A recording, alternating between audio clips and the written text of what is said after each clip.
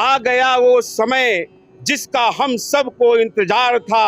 आओ मेरे कृष्ण भक्तों, आओ मेरे सनातनियों, आओ मेरे संत महापुरुषों, आज तुम सबका समय है और वो समय चीख चीख कर कह रहा है भगवान श्री कृष्ण की इस जन्मभूमि को मुक्त कराना है। हर हालत में 9 अगस्त को हमें अपने लक्ष्य को प्राप्त करना है। मेरे प्यारे कृष्ण भक्तों, राधा रानी के भक्तों, तुम सबको अब संकल्प लेकर आगे बढ़ना होगा कि 9 अगस्त एक ऐतिहासिक पल बने, ऐतिहासिक क्षण बने और वहां पर पहुंचकर चाहे गोलियां बरसे, चाहे फूल बरसे, हमारा आपका केवल एक कर्तव्य है, एक लक्ष्य है, भगवान श्री कृष्ण की जन्मभूमि को मुक्त कराकर प्रभु को समर्पित करना। यही हमारा उद्देश्य है और यही हमारा संकल्प है। जय श्री कृष्णा, हर हर महादेव, जय श्री राधे। राम जन्मभूमि रामलला को विराजमान करने की लड़ाई लड़ी जा रही थी, तो उस समय भी एक राक्षस प्रवृत्ति का उस गद्दी पर विराजमान था, उसने हमारे राम भक्तों को गोली चलवाई थी। लेकिन अब जो विराजमान है, अब जो इस गद्दी पर बैठा हुआ है, वो कृष्ण भक्त है, वो राम भक्त है, महादेव का भक्त है। उसे मालूम है कि भक्तों की आस्था का किस प्रकार से जवाब देना है। वो पुष्प वर्षा करके देगा, वो हेलीकॉप्टर से पुष्प बरसाएगा और हम गुम्मत पे चढ़कर हथौड़ा बजाकर गुम्मत को धराशायी कर रहे होंगे। महाराज जी, आपने ये 9 अगस्त का दिन ही क्यों चुना है? 9 अगस्त की ऐसी क्या खास बात है जो 9 अगस्त को ही आप इस गुम्बद को तोड़ने की बात कर रहे हैं? 9 अगस्त भारत के इतिहास में एक सुनहरा दिन है। मुझे गोली लगी थी, पैर से खून बह रहा था। एक बूढ़ी माँ थी, उन्होंने अपने तुरंत साड़ी का पूरा वो फाड़ कर मेरी जांघ पर बांधा था। मेरे भाइयों ने मुझे कंधों पे डाला, मेरे मित्रों ने, मेरे सखाओं ने और शिव सैनिकों ने, और मुझे जो है सरयू पार करके आगे गांव में लेकर आए। वहां मुझे प्रथम उपचार मिला, क्योंकि पुलिस अरेस्ट भी कर रही थी। अगर उस समय अरेस्ट हो जाते हमारे लोग या हम लोग, तो शायद मैं आज इस लड़ाई को नहीं लड़ रहा होता। हाँ। तो जब रामलला के लिए एक गोली खाई थी, तो मुझे मालूम है पहली बात तो चलेगी नहीं, और चलेगी तो भगवान श्री कृष्ण के लिए भी एक गोली सीने पे भी खाने को तैयार हूँ, पीछे नहीं हटूंगा। और रही बात ऊंची ऊंची दीवारों की, जब भक्ति का रस चढ़ता है, जब रामलला का रस चढ़ा था, बहुत दीवारें थी, बहुत रुकावटें थी, चारों ओर से घिरे हुए थे, लेकिन माने नहीं और गुम्मत पे चढ़कर गुम्मत को धराशायी किया गया। तो आज भी वही होगा। इस बार बस अंतर इतना होगा, उस समय गोलियां चलती थी, इस बार पुष्प बरसेंगे, भगवान श्री कृष्ण का आशीर्वाद प्राप्त होगा और ये गुम्मद निश्चित तौर पर 9 अगस्त को वही पहुंच जाएगा। भगवान श्री कृष्ण जी की जन्मभूमि, जहां पर भगवान श्री कृष्ण जी ने जन्म लिया, उससे चारों तरफ ब्रज 84 कोस स्थान, सबसे पवित्र स्थान गोलोक धाम, और इस गोलोक धाम में जहां पर भगवान श्री कृष्ण जी ने जन्म लिया, वो श्री कृष्ण जन्मभूमि के बिल्कुल बराबर में बनाया हुआ गुम्बद टूटने वाला है 9 अगस्त को। यहाँ पर हमारे साथ में विराजमान हैं चित्रगुप्ताचार्य जी के महंत, और सच्चिदानंद महाराज ने फैसला कर लिया है, भगवान श्री कृष्ण जी का और चित्रगुप्त जी का आदेश उन्हें हुआ है कि उस गुम्बद को तोड़ें। आज हम पहुंचे हैं जुलहदी गांव में चित्रगुप्त पीठ पर, और यहीं पर महाराज जी से जानते हैं किस प्रकार से ये गुम्बद टूटा जाएगा। क्योंकि श्री कृष्ण जन्मभूमि में घुसने के लिए बहुत बड़े प्रयत्न करने पड़ते हैं, वहाँ किसी भी प्रकार का हथियार नहीं जाता है। और महाराज जी हथौड़ा लेके जाने की बात कर रहे हैं, हर भक्त के हाथ में हथौड़ा होगा। कितने सनातनी इकट्ठे होंगे 9 अगस्त को। तो मैं आपको एक चीज़ दिखाना चाहता हूँ कि अगर श्री कृष्ण जन्मभूमि में अगर फ़ोन भी लेके जाना होता है ना, तो आप ये देख रहे हैं, ये हम श्री कृष्ण जन्मभूमि के अंदर गए हैं और वहाँ पर हमें ये कार्ड बनवाने पड़ते हैं। ये अलग अलग कार्ड जो बनते हैं, इससे हमें केवल एक समय मिलता है कि हम 1 घंटे के लिए जाएंगे या 2 घंटे के लिए जाएंगे और कौन से दिन जाएंगे। काफ़ी मुश्किलों के साथ में ये कार्ड जारी किया जाता है, तब श्री कृष्ण जन्म स्थान के अंदर पहुंचते हैं।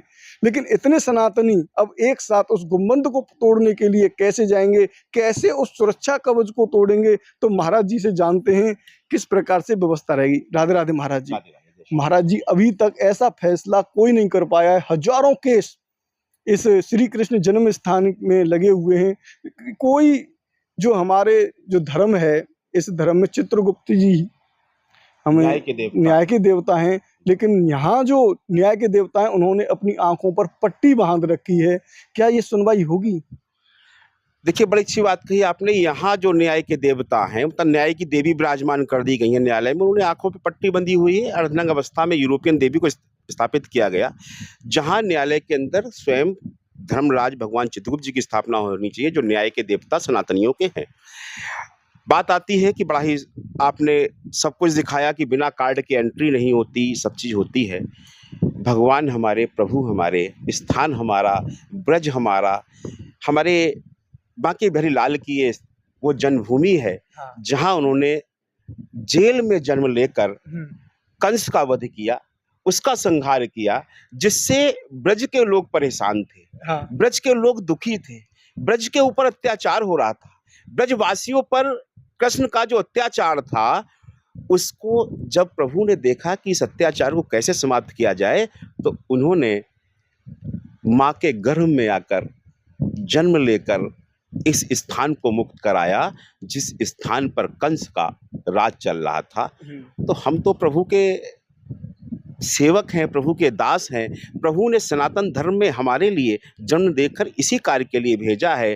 प्रभु श्री कृष्ण का जन्म कंस के संहार का था, प्रभु श्री राम का रावण के संहार का था, और हम सबका जन्म जो हुआ है, हमारा आपका सबका, हम कह रहे हैं, केवल मेरा ही नहीं, हम सबका जो जन्म हुआ है, वो जन्म हुआ है अपने समस्त प्रभु देव के जन्मभूमि को मुक्त कराने के लिए। राम जन्मभूमि मुक्त हो गई, अब कृष्ण जन्मभूमि को मुक्त कराने का समय आ चुका है, और हम सब लोग उसी के लिए कार्य कर रहे हैं। 9 अगस्त को सनातनियों का बहुत बड़ा महाकुंभ इस ब्रज की पावन भूमि पर लगने वाला है। महाराज श्री से जानते हैं किस प्रकार से गुम्बद को तोड़ने की बात करी जा रही है। देखिए, हमने इस ब्रज धाम में जब मेला नहीं चलता, एक नॉर्मल दिन में भी लाखों श्रद्धालु बस से, ट्रेन से, अपने वाहन से यहाँ पर प्रभु के दर्शन के लिए आते हैं। लाखों की संख्या में आते हैं, और करोड़ों की संख्या में प्रभु के श्रद्धालुओं की गिनती है। और जो केवल यही भारत में नहीं, पूरे विश्व के अंदर है। और केवल सनातनी नहीं है, अब तो अन्य धर्म के लोग भी हरे कृष्णा हरे रामा करते हुए यहाँ पर आते हैं। तो जब हम आह्वान करेंगे कि जो आप हरे कृष्णा हरे रामा कर रहे हैं, आज उनके स्थान को मुक्त करना है, तो क्या वो नहीं आएंगे?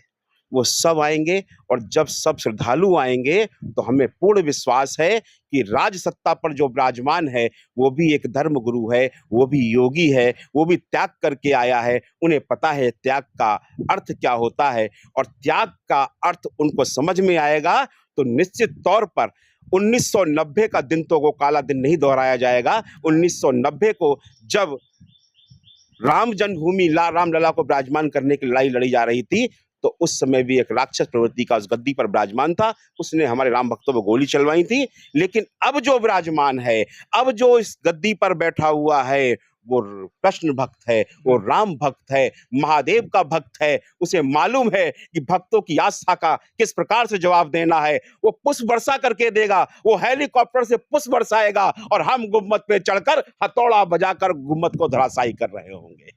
महाराज जी, आपने ये 9 अगस्त का दिन ही क्यों चुना है? 9 अगस्त की ऐसी क्या खास बात है जो 9 अगस्त को ही आप इस गुम्बद को तोड़ने की बात कर रहे हैं?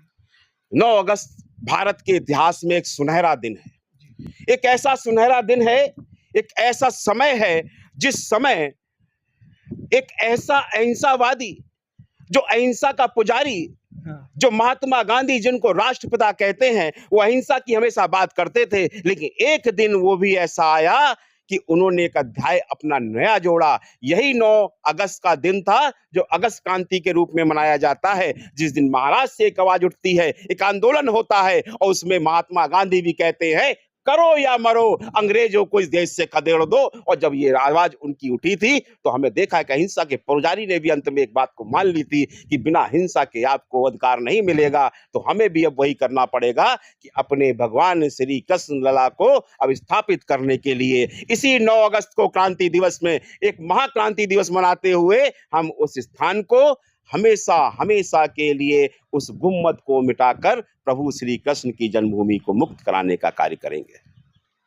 महाराज जी, जैसे हमने श्री कृष्ण जन्म स्थान में कई बार हम गए हैं, और वहाँ हमने देखा है कि वो जो गुंबद है, उस गुंबद के बिल्कुल पीछे की तरफ में जहाँ पर भगवान श्री कृष्ण जी का जन्म हुआ, जो कमरा है आज जिसे गर्भगृह के नाम से हम जानते हैं, उसी के बिल्कुल बराबर में।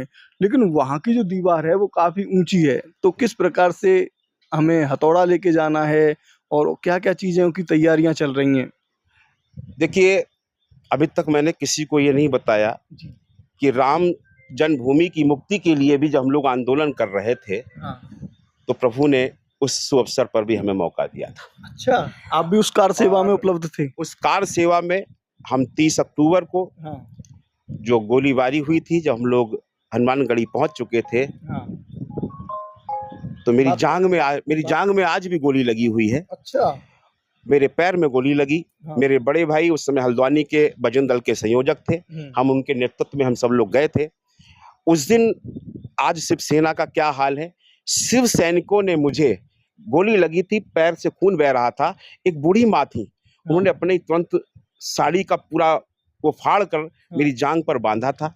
मेरे भाइयों ने मुझे कंधों पे डाला, मेरे मित्रों ने, मेरे सखाओं ने और शिव सैनिकों ने, और मुझे जो है सरयू पार करके आगे गांव में लेकर आए। वहां मुझे प्रथम उपचार मिला, क्योंकि पुलिस अरेस्ट भी कर रही थी। अगर उस समय अरेस्ट हो जाते हमारे लोग या हम लोग, तो शायद मैं आज इस लड़ाई को नहीं लड़ रहा होता। हाँ। तो जब रामलला के लिए एक गोली खाई थी, तो मुझे मालूम है पहली बात तो चलेगी नहीं, और चलेगी तो भगवान श्री कृष्ण के लिए भी एक गोली सीने पे भी खाने को तैयार हूँ, पीछे नहीं हटूंगा। और रही बात ऊंची ऊंची दीवारों की, जब भक्ति का रस चढ़ता है, जब रामलला का रस चढ़ा था, बहुत दीवारें थी, बहुत रुकावटें थी, चारों ओर से घिरे हुए थे, लेकिन माने नहीं और गुम्मद पे चढ़कर गुम्मद को धराशायी किया गया। तो आज भी वही होगा। इस बार बस अंतर इतना होगा, उस समय गोलियां चलती थी, इस बार पुष्प बरसेंगे, भगवान श्री कृष्ण का आशीर्वाद प्राप्त होगा, और ये गुम्मद निश्चित तौर पर 9 अगस्त को वही पहुंच जाएगा जहां से इसकी शुरुआत बनाने की गई थी। महाराज जी की अपील है कि अधिक से अधिक सनातनी 9 अगस्त को श्री कृष्ण जन्म स्थान में पहुंचे, क्योंकि वो सुरक्षा का अभेद चक्रव्यूह टूटने वाला है। और मस्जिद जो गुंबद है, 3 गुंबद हैं, और भगवान श्री कृष्ण जी के गर्भगृह के बिल्कुल बराबर में जो हर सनातनी के एक कांटे की तरह चुभती है। तो आह्वान कर रहे हैं महाराज जी, तो उनके आह्वान को जो है आप सुने, क्योंकि ये चित्रगुप्त पीठ है, और ये चित्रगुप्त पीठ यहीं पर पीछे चित्रगुप्त जी विराजमान हैं, न्याय के देवता हैं चित्रगुप्त महाराज। और न्याय इस बार होके रहेगा, क्योंकि फलाहारी महाराज हैं जो हर बार प्रयत्न करते हैं, हर बार कोर्ट केस करते हैं, लेकिन कोर्ट केस से कोई सुनवाई हो नहीं रही है। महाराज जी, कोर्ट केस पर क्या कहना चाहेंगे? देखिए, अदालतों का सुनवाई करने का तरीका मैं समझ नहीं पाया आज तक। एक इतिहास चीख चीख कर कह रहा है। मुगल भाई जज हैं आप, आपके पास कोई केस आया, आप साक्ष्य मांग रहे हैं, साक्ष्य लाइए, साक्ष्य लाइए। अरे आपके पास सारी व्यवस्थाएं, आप वहां के जिलाधिकारी को इन सबको सूचना दीजिए, अधिकारी को बुलाइए, सबसे बात करके बोले आप पहले इसके इतिहास को निकालिए, इतिहास क्या कह रहा है। बोले इतिहास ये कह रहा है, चीख चीख के कह रहा है कि यहाँ पर जब मुगल आए थे तो उन्होंने आतताइयों ने यहाँ आतंक मचाया था, हमारे मंदिरों को शिखर को तोड़कर वहां मस्जिद का गुम्बद बना दिया गया था। आज भी अगर जितने भी मंदिर के अंदर हम लोग जाते हैं, तो अंदर की दीवारों पे आज भी कहीं ना कहीं मंदिरों के अंश मिलते हैं, कुछ ना कुछ लिखा हुआ मिलता है। कहीं महादेव मिलते हैं, जहाँ खोदोगे वहां शिवलिंग मिलेगा, जहाँ खोद रहे हो वहां महादेव विराजमान दिखाई दे रहे हैं।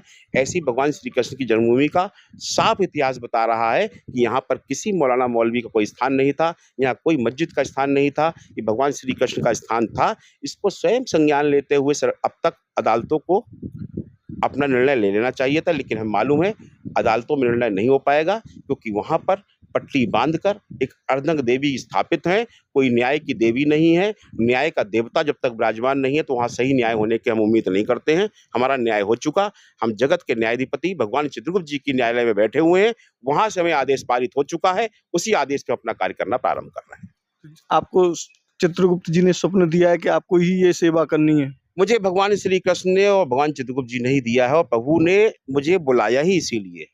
अच्छा। भगवान चित्रगुप्त जी की पीठ तो कहीं भी स्थापित हो सकती थी, 4-4 जगह हमने ज़मीनें ले रखी हैं। हाँ। लेकिन यहाँ स्थापना होने पे मैं भी सोचता था प्रभु यहीं को विराजे, प्रभु यहीं को विराजे। तो आज पता चल गया प्रभु इसलिए विराजे थे, उन्होंने मुझे कहा कि अब समय आ गया तेरा, जा और अपने जिस न्याय के लिए आया है वो कार्य कर, जाके प्रभु के स्थान को मुक्त करके वहाँ पर भव्य दिव्य। तो आप सभी इस मुहिम में जुड़ें और महाराज जी से आगे हम वार्तालाप करते हैं। पूरे इस विषय की आपको जानकारी प्राप्त हो जाएगी, कैसे इस श्री कृष्ण जन्मभूमि के बराबर में जो गुंबद बना हुआ है, श्री कृष्ण जन्म स्थान की जगह में जो गुंबद बना हुआ है, जो हर सनातनी के लिए कांटा बना हुआ है, उस कांटे को कैसे निकाला जाएगा। तो इस वीडियो में आप अंत तक बने रहें। पूरी वार्तालाप महाराज जी के श्रीमुख से होगी, क्योंकि ये जो तीर्थ है, ये आप जहाँ पर देख रहे हैं, ये सच्चिदानंद जी महाराज हैं। और ये आप यहाँ पर देखेंगे तो पूरा जो चित्रगुप्त पीठ है वो यहाँ से दिखाई देता है।